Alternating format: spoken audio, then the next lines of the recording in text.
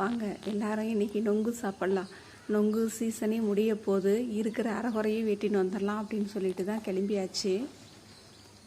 இந்த ஒரு மரத்தில் மட்டும்தாங்க காய் இருக்குது, அதுவும் அதிகமாகலாம் இல்லை, கொஞ்சோண்டு தான் இருக்குது. சரி இருக்கிறது வெட்டிடலாம், அவ்வளோதான். மறுபடியும் இப்போ விட்டால் மறுபடியும் இன்னும் ஒரு வருஷம் காத்திருக்கணும் இல்லைங்களா, அதனால் இருக்கிறதையும் வெட்டிட்டு வரலான்னு சொல்லிட்டு வந்தாச்சுங்க தோப்புக்கு.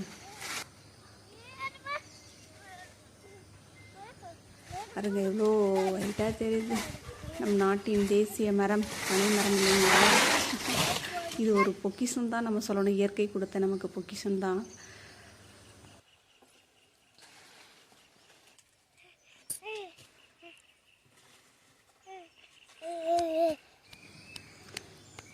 எங்கள் வீட்டு குட்டீஸுங்களும் எப்படா நொங்கு வெட்டலாம்னு சொல்லிட்டு காத்துக்கிட்டு இருக்காங்க. பாருங்கள், பார்க்குறதுக்கு எவ்வளோ ஒரு அழகாக இருக்குது, பக்கம் சுற்றியும் பசுமையாக. எங்கள் வீட்டு குட்டீஸ் பாருங்கள், ஒரு நாய்க்குட்டியை பிடிச்சின்னு படாத பாடுபடுத்திகிட்ருக்கா, பாவாது.